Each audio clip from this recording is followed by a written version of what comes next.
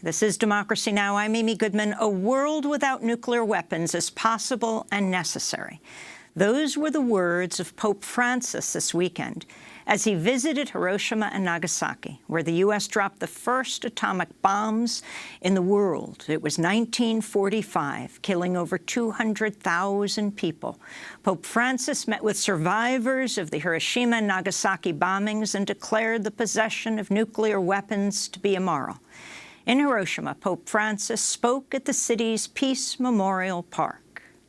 The use of atomic energy for the purpose of war is today more than ever a crime not only against the dignity of human beings, but against any possible future for our common home. The use of atomic energy for the purpose of war is immoral, just as the possessing of nuclear weapons is immoral.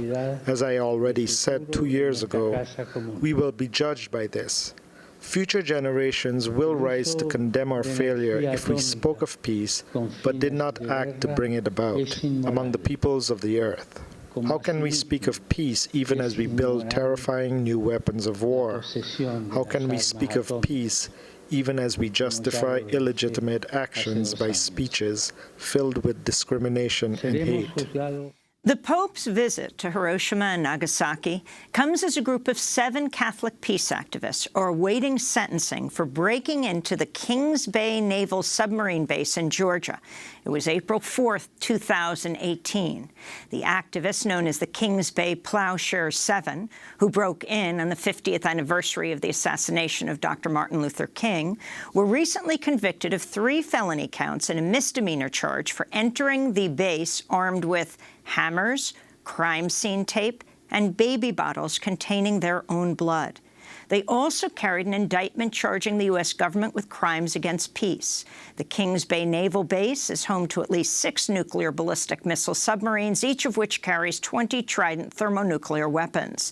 The activists said they were following the prophet Isaiah's command to beat swords into plowshares. We're joined now by 2 guests. Martha Hennessy is with us in New York, one of the Kings Bay Plowshare 7, granddaughter of Dorothy Day, the founder of the Catholic Worker Movement. And joining us from Berkeley, California, Pentagon Papers whistleblower Daniel Ellsberg. His most recent book, The Doomsday Machine, Confessions of a Nuclear War Planner. Dan Ellsberg was blocked from testifying in the recent trial of the Kings Bay Plowshare 7. We welcome you both to Democracy Now! Martha, can you respond to Pope Francis going to Hiroshima and Nagasaki and saying that nuclear weapons are immoral? Thank you, Amy.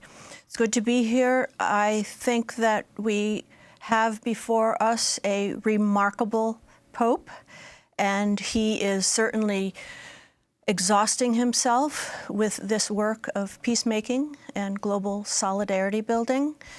He is unequivocally speaking out against nuclear weapons. He does support the Treaty on the Prohibition of Nuclear Weapons. My heart rejoices to hear his words and to see him. He is very purposefully going to places places of sin and sorrow and grief and pain. He calls it a sacramental act to go to these sites. I feel complete affirmation in what he is trying to do with regards to our own action of walking onto the Naval Submarine Base in Kings Bay. Has he weighed in on your trial or your sentencing? I don't think so, not publicly, verbally, but he knows what is happening. So describe what you did very briefly. You've been on before and described it, but also the sentence that you face. You were found guilty. Yes, we were convicted, found guilty on all counts October 24th. And those counts were? Conspiracy, depredation of governmental property, destruction of naval property, and trespass. And we are awaiting sentencing. We are facing, the initial threat was 20 years in prison. And I believe that the prosecution is now calling for 18 to 24 months. And the judge has a reputation of ruling perhaps in the middle of the road. But I expect that I will receive a minimum of 1 year in federal prison. I wanted to go back to Pope Francis Sunday, holding a holy mass for over 30,000 Catholics at the Nagasaki Stadium in Japan. Con el convencimiento de que un mundo sin armas nucleares es posible y necesario. In the belief that a world without nuclear weapons is possible and necessary, I ask political leaders not to forget that these do not defend us from threats to national and international security of our time. We need to consider the catastrophic impact of their use from a humanitarian and environmental point of view, renouncing to strengthen a climate of fear, mistrust, and hostility fueled by nuclear doctrines. Nadie puede ser indiferente. No one can be indifferent to the pain of millions of men and women who still today continue to affect our consciences. No one can be deaf to the cry of the brother who calls from his womb. No one can be blind to the ruins of a culture incapable of dialogue. That's Pope Francis this weekend in Nagasaki, Japan.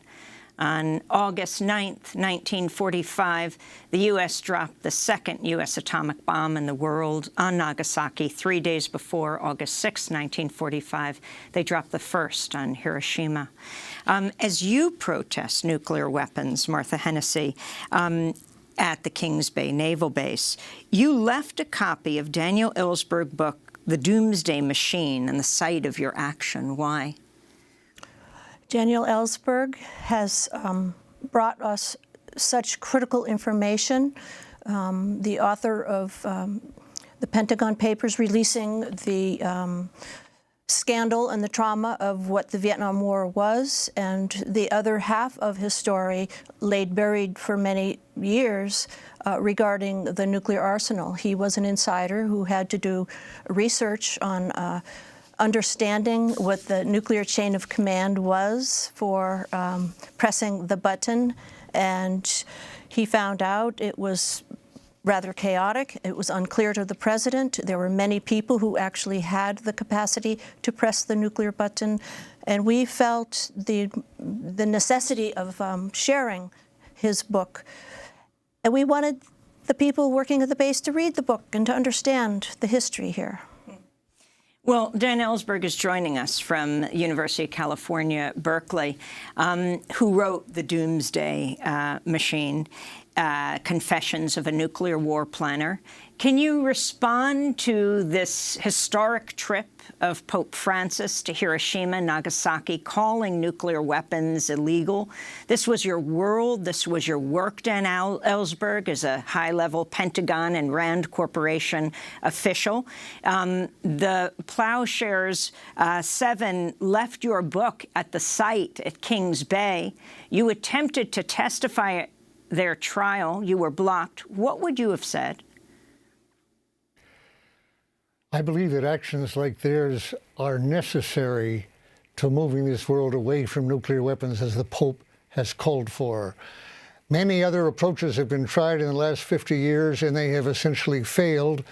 There's a major reason that runs through that history, and that is that we are, on the one hand, obliged by treaty, the highest law of the land, a ratified treaty, the Non-Proliferation Treaty, Article 6, to move in good faith negotiations, in particular with what was in the Soviet Union, now Russia, but with all nuclear weapon states, for the effective elimination of all nuclear weapons.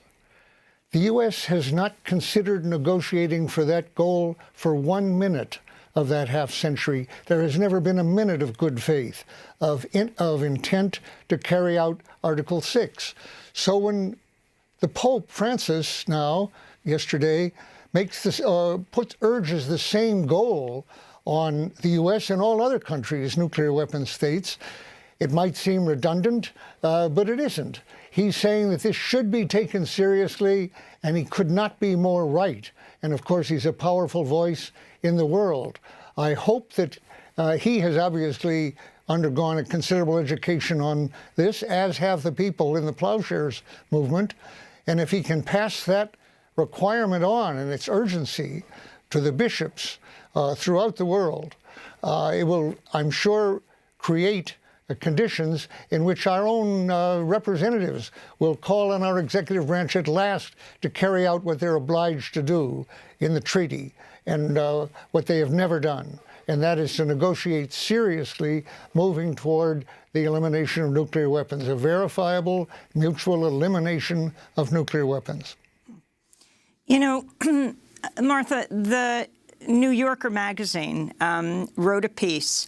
The headline was, "The Pope and Catholic radicals come together against nuclear weapons." Pretty significant. I would like to believe that Dorothy Day herself, my grandmother, very much influenced the U.S. Catholic Church in terms of holding on to the concept of peace and letting the U.S. bishops know how she felt about war. She opposed every war that occurred in her lifetime. It's grand to see the Pope speaking out now. You know, he's a Pope after the heart of Dorothy Day, and we can't express our gratitude to people enough, to people like Dan Ellsberg, and the many of those who have come before us, the Berrigan brothers, all in their efforts. The Pope has said it's not enough to simply speak out against nuclear weapons. We must act, we must walk. We walked onto that base.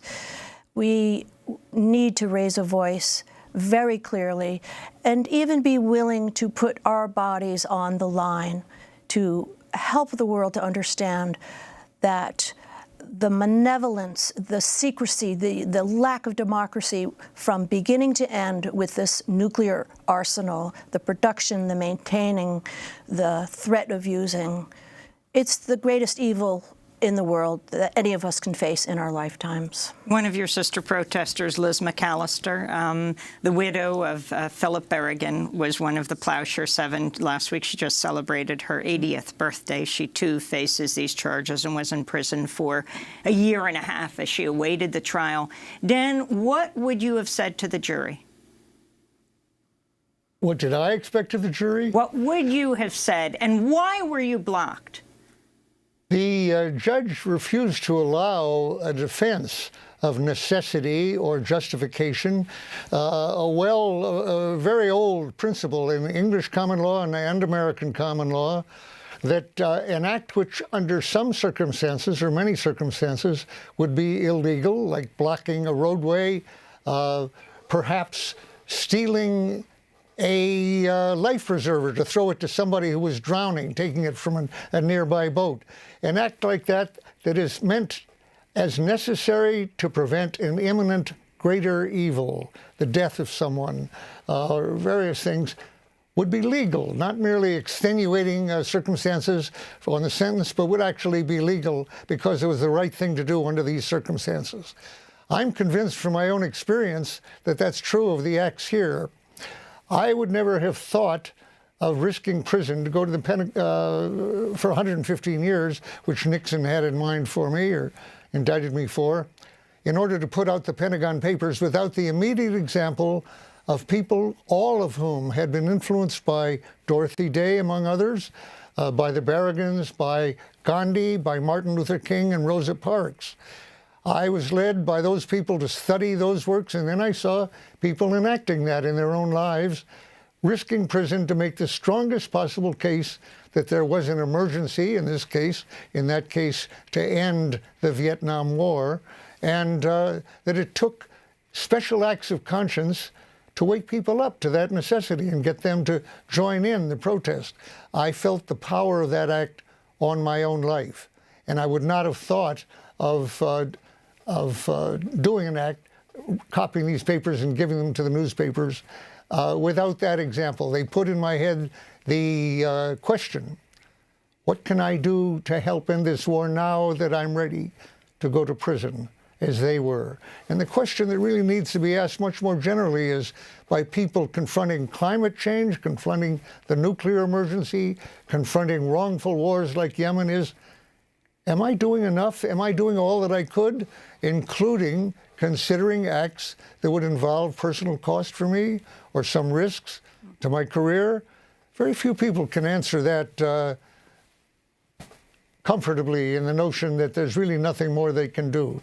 So acts like this have proven in the women's right to vote, in the unionization of auto workers, for example, and other workers, in civil rights, in gay rights. All of these things were proved essential part, not all, but part of the movement to regain these rights and ensure them, that people were willing to challenge laws that were in the way of those rights. Finally, Martha Hennessy, your grandmother, Dorothy Day, is in the process of beatification and canonization on the way to becoming a saint in the Catholic Church. Yes, yes.